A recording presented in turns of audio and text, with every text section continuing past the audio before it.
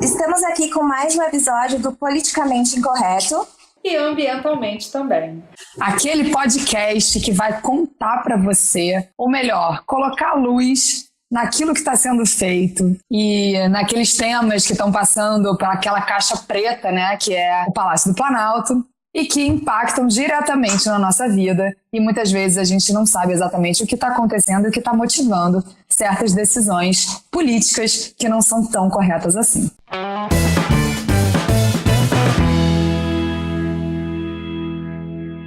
No primeiro episódio, a gente conversou sobre a aprovação da isenção do ICMS para produtos alimentares embalados em plástico. Falamos um pouquinho de mudanças climáticas, a pauta reverberou bastante. E nessa segunda edição, a gente tem um tema ainda talvez mais polêmico que o plástico, que são os agrotóxicos. E para isso, a gente tem uma convidada muito especial, que está por trás de uma campanha que conseguiu mobilizar, assim, junto com outras entidades, muita gente em torno desse tema, que parece ser uma das grandes bandeiras desse governo, né? E o lema que está cada vez mais em voga nesse governo, pelo que ele tem apresentado nesses poucos dias, né, de atuação, é agrotóxico acima de tudo e agronegócio acima de todos. Porque as aprovações que têm sido feitas, de fato, colocam o agro acima de todos e não trabalhando para todos, que é o que deveria acontecer. A gente teve, em março agora, a Agência Pública soltou uma reportagem que sensibilizou muita gente, que é o fato das abelhas estão morrendo. Meio bilhão de abelhas mortas em 3 meses. Ao mesmo tempo, a gente tem quase um recorde de aprovação nesses primeiros meses do ano, com relação a diversos agrotóxicos ou defensivos agrícolas para uso indiscriminado. A Marina Lacorte veio falar especialmente sobre isso. Marina, ela é gerente de campanha Chega de Agrotóxicos do Greenpeace e tem uma vasta experiência e vai poder responder um monte das nossas dúvidas por aqui. Vale lembrar que a gente convidou a Marina porque o Brasil, ele hoje é o líder mundial em consumo de agrotóxicos. A gente é um país com clima tropical, a gente é um país que tem aquele lema, né, que em se plantando tudo dá, mas aparentemente isso não é suficiente para o agro, que se transformou num grande business e o Brasil no mundo representa 20% do que é produzido.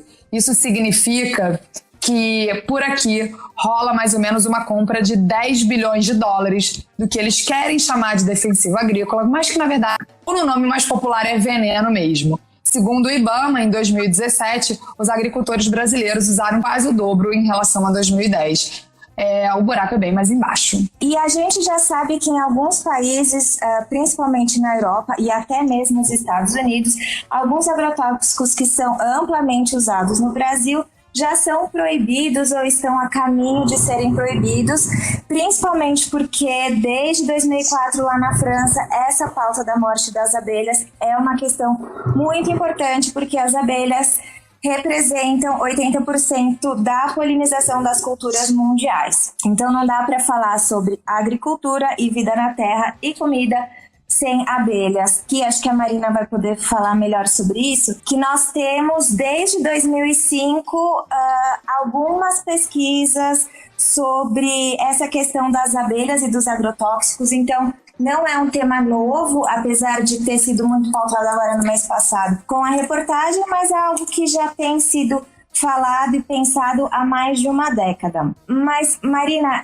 primeiro eu queria que você se apresentasse, contasse um pouquinho da campanha Chega de Agrotóxicos, para depois contar pra gente como a gente demora mais de 10 anos para analisar os agrotóxicos que estão matando as abelhas, mas a gente aprova 120 agrotóxicos em 3 meses. Olá, gente, muito obrigada pelo convite. Eu sou a Marina, eu estou coordenando a campanha de agricultura e alimentação do Greenpeace, que é uma campanha onde a gente luta arduamente pela democratização da alimentação saudável, né? Para todos, para todas, uma alimentação livre de veneno, e não só livre de veneno, mas que cause o menor impacto possível, tanto para as pessoas quanto para a nossa natureza, para o solo, uma alimentação mais justa mesmo, tanto para quem produz quanto para quem consome, né? Esse é o nosso objetivo principal. E agrotóxicos, ele está no centro das nossas preocupações, né? É um tema muito importante e definitivamente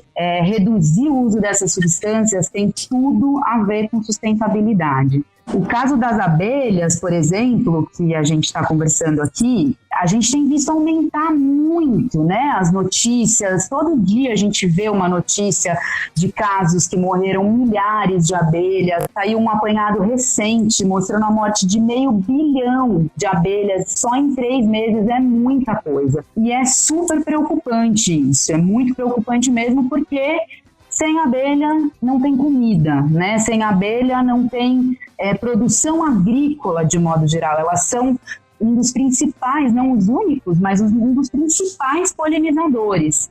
E os agrotóxicos é uma das causas da diminuição da população desses insetos tão importantes para a gente. Aqui no Brasil, inclusive, a gente permite um monte de veneno que são especialmente tóxicos para as abelhas e que já são proibidos na União Europeia. Né? Se a gente precisasse de fazer uma polinização artificial, por exemplo, o custo dos alimentos aumentaria muito e vamos combinar que não é o ideal, né? O ideal é que a gente conserve os recursos que a gente tem para a gente poder continuar produzindo alimento no longo prazo, continuar vivendo aqui no nosso planeta.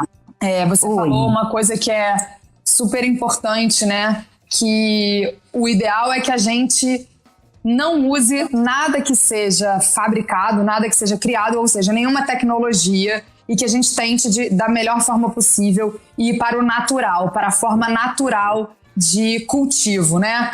A gente sabe que a Dinamarca, ela recentemente anunciou que ela vai criar um modelo em que só será cultivado no país o que for alimento sem uso de nenhum tipo de veneno, nem pesticida, nem herbicida e nenhum desses, ou seja, mostra que isso é possível. Então a Dinamarca está caminhando para ser o primeiro país totalmente orgânico do mundo, né? Na Europa já tem várias iniciativas nesse respeito. E o agro aqui no Brasil, ele faz campanhas repetidas, querendo que a população acredite que não dá para cultivar nada, nenhum alimento aqui, se não for com o uso de agrotóxicos. Você pode falar um pouquinho sobre isso pra gente? Isso é verdade ou é mais um mito criado, assim como vários mitos, né, que têm sido criados recentemente nesse país? Isso é mito ou isso é verdade? É um mito enorme dizer que a gente só consegue produzir alimentos com agrotóxicos e com muito agrotóxicos, né? A própria ONU já mostrou, publicou um relatório falando que a gente não precisa de agrotóxicos para produzir. O que a gente precisa em nível nacional e global é uma transição para sistemas mais sustentáveis mesmo. É totalmente possível produzir sem agrotóxicos, em quantidade e em qualidade para alimentar o mundo todo. A gente sabe disso, né? Já tem muitos sistemas agroecológicos demonstrando essa produtividade. O que a gente precisaria mesmo para tornar isso real, para tornar isso dominante, digamos assim, é investimento, né? É simples assim. Vocês falaram, por exemplo, da isenção de impostos para produtos industrializados e produtos que vêm em embalagens plásticas. A mesma coisa acontece com o agronegócio. É um setor que recebe infinitos subsídios, né? Então recebe muita isenção fiscal, recebe anistia de dívida, recebe muito crédito. Então é muito simples dizer que a gente precisa de agrotóxicos para a produção, sendo que a gente nunca investiu numa agricultura sustentável de verdade, como sempre se investiu nesse monocultivo de grãos, que não produz alimentos, mas sim investimento atualmente, né? Então, assim, nunca tentou se tornar dominante esse outro modelo. E a gente sabe que existe, né? Atualmente mesmo, os alimentos que a gente consome, eles já são, na sua maior parte, produzidos pela agricultura familiar, que normalmente já produz em menor escala e tende a produzir sem agrotóxicos. Não é toda a agricultura familiar que produz sem agrotóxicos, mas boa parte da agricultura familiar já produz sem agrotóxicos e precisaria de mais incentivos para produzir mais, né? Então, assim, é super seguro afirmar que com uma distribuição responsável, com uma transição adequada, que leve em consideração outros fatores super importantes como o acesso, modelos de distribuição, que são os supermercados, feiras, enfim, né, comercialização, e mesmo o nosso consumo tem muito a ver com isso. Se a gente colocar tudo isso na jogada, a gente sabe que é possível produzir comida para todo mundo em sistemas de base agroecológica. E assim, a gente já até tem um caminho para isso, né? Um início, um pontapé, que é a Política Nacional de Redução dos Agrotóxicos. Essa política é uma política pública que está sendo proposta lá no Congresso, ela já está na Câmara, ela já foi votada, inclusive, numa comissão especial, e ela dá esse primeiro passo, que é um direcionamento político para os produtores que querem produzir sem agrotóxicos, porque hoje essas pessoas elas têm muito pouco incentivo. E fazer essa transição, ela pode demorar um tempo, né? Ninguém vai deixar de usar agrotóxicos do dia para a noite. Não é isso que a campanha Chega de Agrotóxicos e a campanha do Greenpeace falam. Mas elas falam da urgência dessa transição, da urgência da gente optar por esse caminho, né? Que não é o caminho que o agronegócio está indo, pelo contrário. O agronegócio ele está indo pelo caminho oposto completamente, que é liberar mais agrotóxicos. A gente está vendo aí mais e mais agrotóxicos sendo liberados a cada dia. O ano de 2019 já bateu o recorde se comparar com o mesmo período de 10 anos anteriores. É uma diferença gritante. Então isso é muito bom a gente ficar atento, que isso é uma mentira, né? O agronegócio ele não é tão barato assim. Ele recebe muito estímulo, muito incentivo, ele não coloca na conta um monte de coisa, que é esse esgotamento dos recursos que ele gera, né? Então ele consome muita água, ele polui muita água, ele degrada o solo, ele destrói a biodiversidade, tudo isso não entra na conta. Então ele é muito caro, na verdade, para a população sabe disso, é a saúde dela e a alimentação dela e das gerações futuras que estão em risco. Marina, quando você fala dessa política pública para a redução dos agrotóxicos, a gente também consegue lembrar da famosa PL do veneno, né? Que foi algo que foi bastante discutido o ano passado e que os defensores da aprovação falavam muito sobre a lentidão da aprovação, que poderiam levar até 10 anos para aprovar novos defensivos, novos agrotóxicos, e que isso fazia com que eles usassem produtos mais antigos e mais tóxicos e não tão eficazes e não tecnológicos. Como é que é a realidade por trás dessas afirmações e como fica a PL do veneno nesse cenário tão favorável a ela, digamos assim, né? Então, a realidade não bate que os ruralistas insistem em colocar para tentar aprovar aí o pacote do veneno, né? Que é a questão de modernidade das moléculas, enfim, de moléculas menos tóxicas, como eles gostam de chamar, a questão da morosidade, enfim. Nada disso justifica o pacote do veneno, porque tudo isso a gente pode fazer via políticas públicas dentro dos órgãos. Então, assim, a gente pode ter uma diretriz para aprovar moléculas menos tóxicas sem precisar mudar a lei. Inclusive, nas novas liberações agora de 2019, mais de 40% são de produtos altamente ou extremamente tóxicos. Então isso já coloca por terra, né, já cai por terra esse argumento de que não, que é uma questão para o bem da sociedade. Não, não é.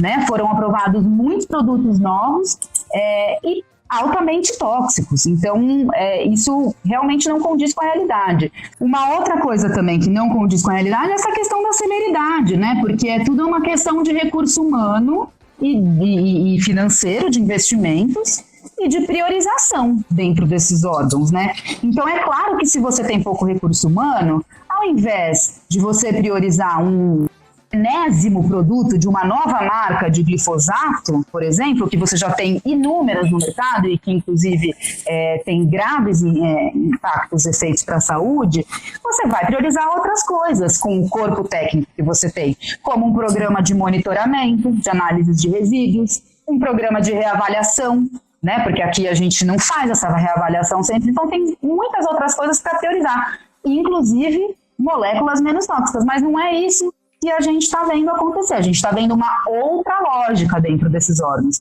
que é um espaço garantido para o veneno mesmo.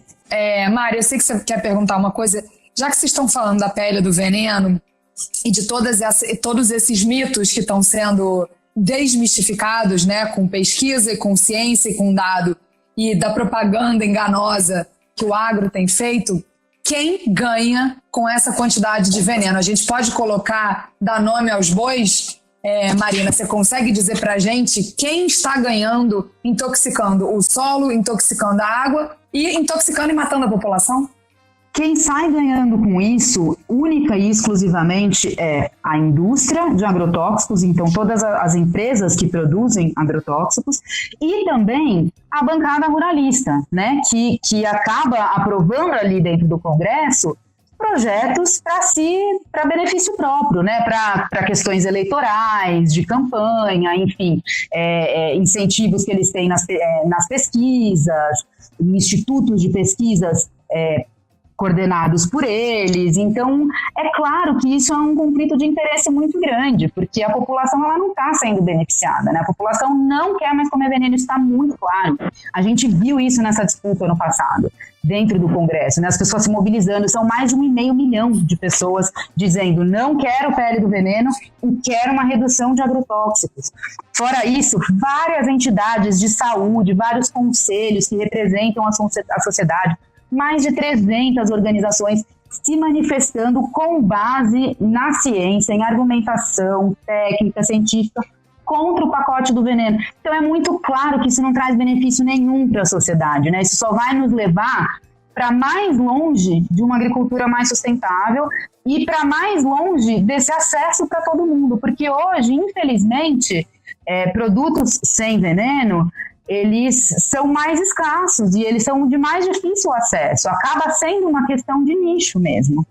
Mas a ideia de se ter uma política pública é de mudar isso, né? De ter um outro caminho e de dar acesso e de democratizar a alimentação saudável.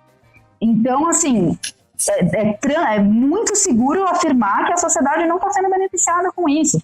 Aqui a gente não está produzindo alimento. Do jeito que o agronegócio fala, parece que sai um caminhão daqui de alimento e vai direto para os mais pobres para alimentá-los, vai direto para a África. Não é assim.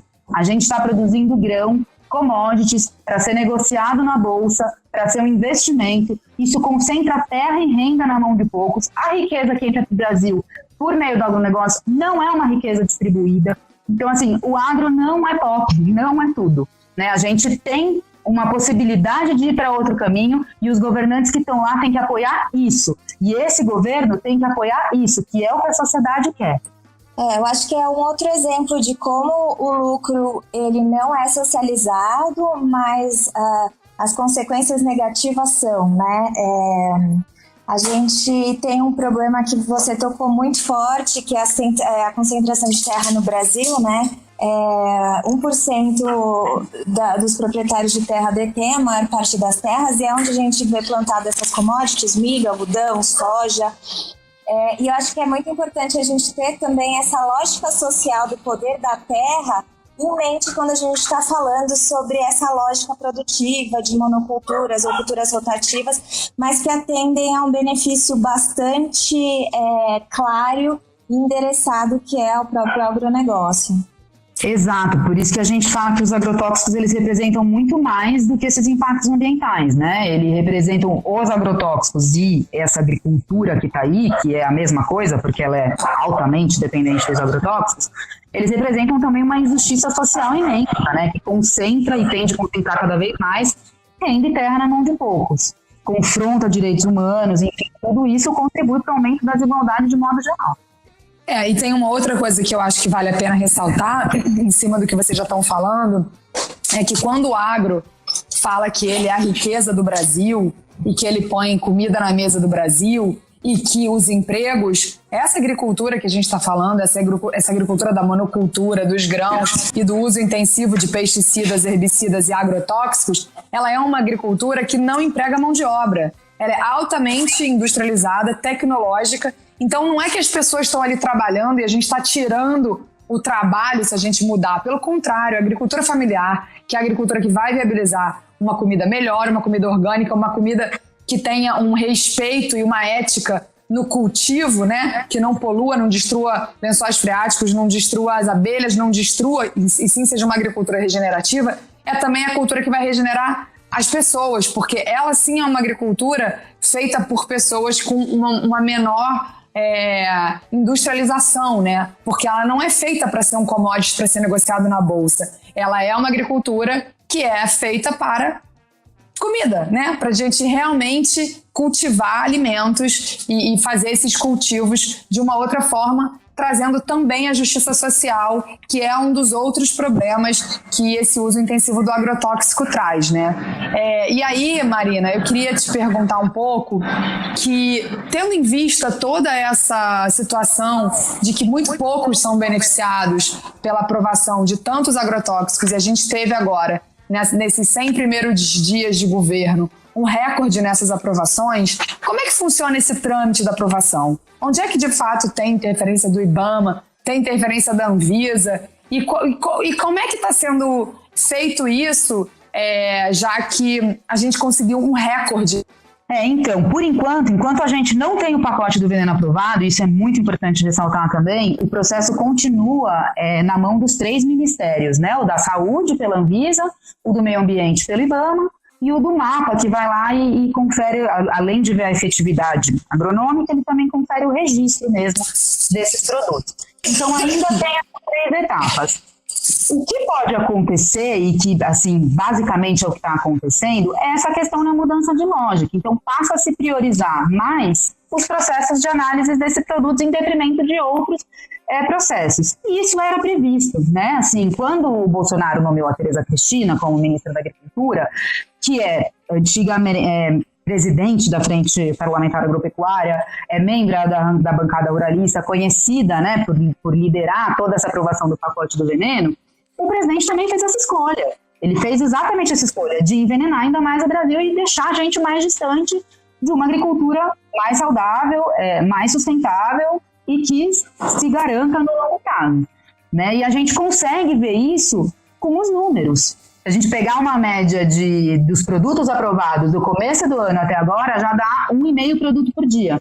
Então é muita coisa, né? Comparado com o mesmo período em anos anteriores, é muita coisa. E essa é a lógica mesmo do governo, né? Isso mostra que nesse governo, veneno tem um espaço garantido, e isso se dá pelas atitudes, né, pela estrutura do próprio governo, colocando uma pessoa em defesa dos agrotóxicos para liderar o ministério, que deveria estar preocupado com uma agricultura verdadeiramente sustentável. Afinal, a própria agropecuária e a agricultura convencional vão sofrer as consequências, né, com as mudanças climáticas, enfim, são vítimas também desse processo todo. Então, o MAPA, mais do que ninguém, deveria estar muito preocupado com isso. Eu vi uma fala do agrônomo Luiz Cláudio Meirelles, que é pesquisador da Fiocruz e ex-coordenador de avaliação toxicológica da Anvisa, e ele trouxe 2 coisas que eu achei interessante, acompanhei na sua fala também, Marina, é que assim, essas aprovações, elas não vêm acompanhadas de ações de controle, né,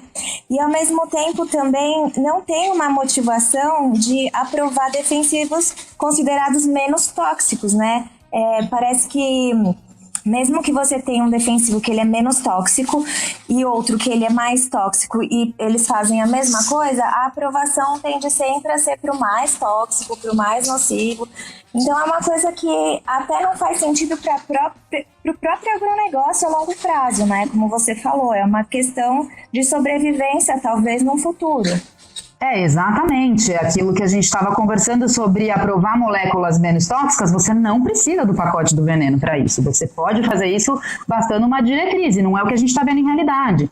Desses produtos novos que foram aprovados, por exemplo, foram aprovados, tem um ingrediente ativo que ele estava quase em descontinuidade, porque está saindo muitos estudos sobre os efeitos dele na saúde, que é o diquat.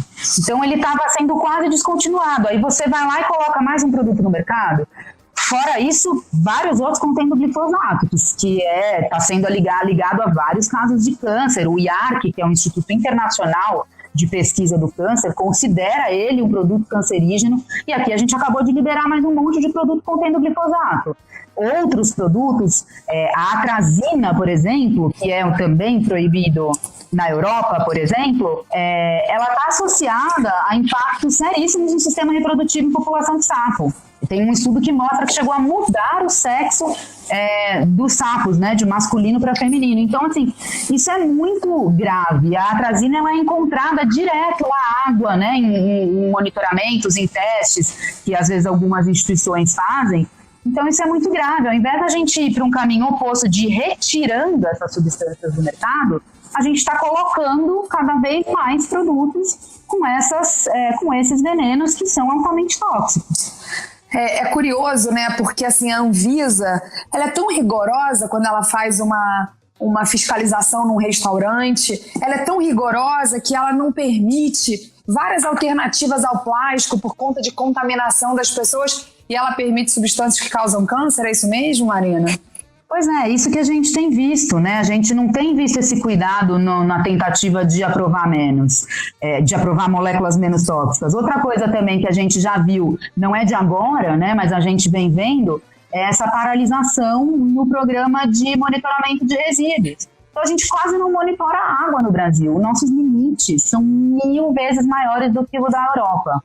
Modo de dizer 1000 vezes, mas não são 500 vezes, para ser mais exata, né? Então, assim, é muita coisa, é muito mais alto o nosso grau de permissividade nesse aspecto. E é isso, ela não tem mais feito esses monitoramentos. O último monitoramento demorou pra caramba para sair. Eles mudaram a metodologia, apresentaram um dado como se 1% do nosso alimento nos colocasse em risco. Isso foi um absurdo. Na verdade, 1% dos alimentos, se a pessoa comesse ali, ela teria problema naquela hora, né? Que é a intoxicação aguda que a gente fala. Mas não significa que o restante dos alimentos não tinham resíduos. Pelo contrário, mais de 50% tinha resíduos, né? E vários com irregularidades. Então, assim, a forma de apresentar os dados também, isso tudo vai demonstrando essa mudança de lógica dentro do órgão que não atende à sociedade, que não trata a sociedade como cliente, trata essas indústrias como cliente, né?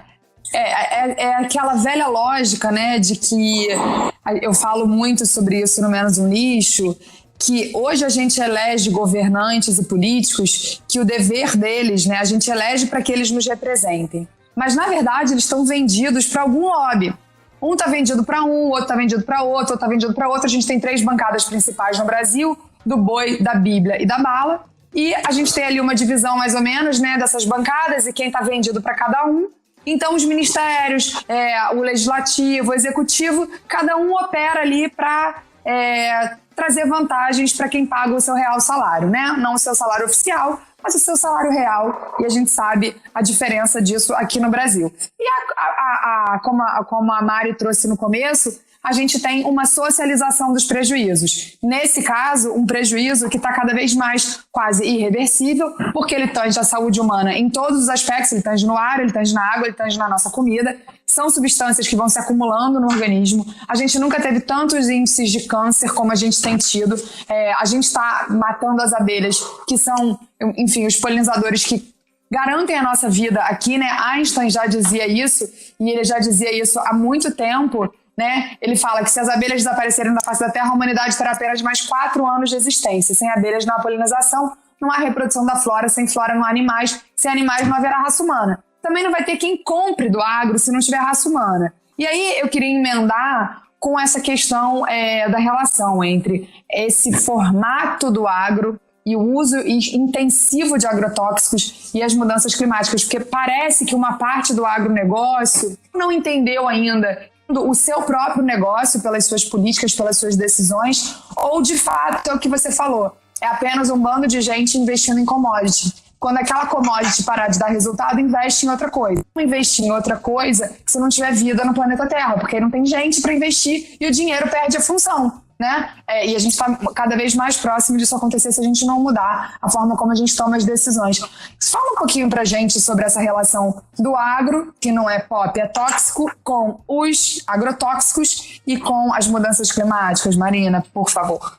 Os agrotóxicos, eles têm absolutamente tudo a ver com mudanças climáticas, com degradação do ambiente, né? Infelizmente, o que a gente vê hoje nos nossos governantes é esse individualismo e esse imediatismo de tudo que dá lucro agora. Mas os agrotóxicos, eles vão nos causar problemas seríssimos em muito pouco tempo, né? Porque o futuro, na verdade, chegou. essa agricultura que está aí, ela é muito impactante, ela ainda desmata muito, ela é uma das principais contribuintes para o processo de aquecimento global, seja direta, né, que é o pum do boi, né, o gás metano, ou indiretamente, que é toda a indústria dela, o desmatamento mesmo, enfim, ela é uma das principais contribuintes para esse processo. Ela esgota esses recursos, que são exatamente os mesmos que a gente precisa para sobreviver, para produzir alimentos, enfim, ela não tem nada de sustentável. E os agrotóxicos, eles são a base de todo esse sistema, né? Porque sem eles, a gente seria obrigado a produzir de uma outra forma, produtiva, que produz alimentos em quantidade e qualidade, mas diferente. A gente não poderia produzir desse jeito. Você até tem alguns exemplos, enfim, de sistemas de maior escala orgânicos, mas a gente não conseguiria produzir nesse formato. A gente teria que partir para outros sistemas que são inúmeros, são produtivos, isso já é comprovado. Então, por isso que a redução de agrotóxicos tem tudo a ver com isso, né? Porque essa mudança climática, ela vai causar problemas para a gente na questão de mudança do regime de chuvas, por exemplo. A gente tem visto isso, né? A gente tem visto diferenças na temperatura, no clima, a gente tem visto os nossos rios são diferentes. Então, assim, o papel do agronegócio nas mudanças climáticas, ele é muito claro. E eles também são vítimas, porque a nossa produção vai cair. E não adianta muito a gente negar, né? Assim, é uma verdade inconveniente mesmo. Tudo que a gente mostra, entidades ambientalistas, enfim, relatórios em notas, é super amparado, tem consenso entre a maior parte dos cientistas, são números, são projeções mostrando que isso vai acontecer, mas mais do que isso a gente está vendo no dia a dia, né? A gente está vendo esse regime de chuvas, de seca, de eventos extremos mudar, né? Então, assim, a gente sabe que está diferente, nossos rios estão diferentes. Então, quando a gente vai a campo e uma pessoa de uma comunidade tradicional, um ribeirinho, fala pra gente, olha, o rio era diferente, ele passava aqui antes e agora ele passa aqui, né, mostrando a diferença da vazão do rio, da altura dessa água. A gente sabe, tem dados que mostram que é verdade, mas mais disso a gente está sentindo na pele. Então, a gente não pode dar as costas para o meio ambiente agora, né? Porque ainda dá para reverter. A gente ainda está em tempo. Tornar o meio ambiente inimigo é a decisão mais errada que esse governo, que o Bolsonaro, que o Ricardo Salles, que a Tereza Cristina, enfim, que qualquer um deste ou de outros governos pode tomar. É a nossa vida, é a nossa saúde, dos nossos filhos que estão em jogo. O que a gente está produzindo hoje não é comida, é investimento, e é um investimento curto, que tem prazo de validade, que vai acabar muito em breve. Então não é a gente se paralisar de forma alguma, a gente tem muito que agir. Né? Nosso papel individual é cada vez mais importante nesse sentido. Pouco que a gente fizer importa, muito que a gente fizer mais ainda. Mas a gente não pode também negar, porque negar não vai nos levar a nada, vai nos levar só a um caminho que daí sim a gente não vai mais conseguir voltar. Marina, o que eu queria te perguntar era um pouco sobre isso também. Eu acho que as pessoas se sentem bastante impotentes quando elas olham para esse cenário, né? Que é assim, o que eu faço, né? Como é que eu posso chegar mais perto dessa pauta e ser mais presente e ter minha voz melhor ouvida nos espaços de tomadas de decisão, né?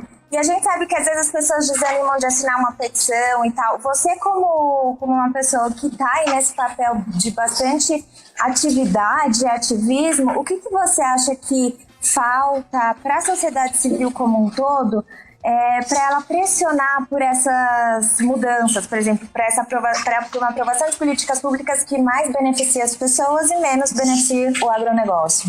A gente tem bastante coisa que a gente pode fazer para mudar essa realidade, né? Claro que a primeira e principal delas, primeiro ferramenta, instrumento de mudança, é de fato o nosso voto, né? Então a gente vê os projetos do que aqueles políticos, né, aqueles governantes estão se propondo a fazer, né? E como que isso vai nos levar mais próximo de uma realidade. Então, ficar de olho mesmo. O que eles estão aprovando, o que eles estão reprovando. Isso é super importante. Fora isso, também, é claro, os hábitos de consumo, em todos os níveis, né? Seja plástico, né? Como a Fê fala muito, né? Seja em alimentos, né? O que você vai comer, se é agroecológico, menos carne, menos proteína animal, enfim, isso tudo no dia a dia é muito importante, claro, para quem tem poder de escolha, porque essas escolhas também, elas são feitas já há muito tempo atrás nessas políticas, né? O que é ofertado para a gente é o que está ali. A gente tem algumas opções, mas a gente não tem exatamente escolhas, muitas vezes. Por isso que é tão importante acompanhar e cobrar os que estão lá formulando as nossas políticas públicas. E essas mobilizações são super importantes também. Esses abaixo-assinados, como o da Chega de Agrotóxicos, por exemplo, porque eles são um instrumento para mostrar para esses governantes que a população não quer isso. Né? A população está se informando e ela não quer isso. Então é super importante que a gente se mobilize tanto de forma online, nessas petições, né, abaixo-assinados, nos posicionando, mas também na nossa forma de consumo e de cobrança com esses parlamentares, né? É muito importante que a gente continue fazendo. Ô Mari, então chama a galera, quem aí ficou com a gente até o final e ainda não participou, ainda não assinou a petição, como é que as pessoas podem agora, tipo, depois de ouvir tudo isso, ir lá e fazer? O que elas têm que fazer? Desligou aqui, acabou o podcast, faz o quê? Olha, desligou aqui, corre lá, é www.chegadeagrotóxicos.org.br. Se você ainda não assinou, vamos entrar nessa luta. Essa luta é para todo mundo ter acesso a uma alimentação saudável, alimento de verdade e sem veneno. Vamos falar não para o pacote do veneno e sim para a Política Nacional de Redução de Agrotóxicos. www.chegadeagrotóxicos.org.br. Exatamente. A gente vai deixar esse link aqui na descrição do podcast e todas as fontes do que foi falado também vão ficar aqui na descrição. Eu acho que também é um caminho se informar e desmistificar e levar essa desmistificação para mais pessoas, né? Quanto mais pessoas entenderem que o agro não sustenta a nossa alimentação base, não é ele que está nas nossas mesas, mais fácil fica das pessoas começarem a se envolver e também se importar e ter isso de olho na hora de votar, na hora de escolher e na hora de acompanhar essas políticas públicas, né? Exatamente. Bom, e para você que chegou aqui agora no nosso podcast, esse foi o primeiro que você ouviu, o Politicamente Incorreto é uma tentativa da gente trazer um pouco das pautas do que estão rolando na nossa política que influenciam diretamente a nossa vida. Eu sou a Fê Cortez e eu faço isso em parceria com a Mari Colerato, do Modifica.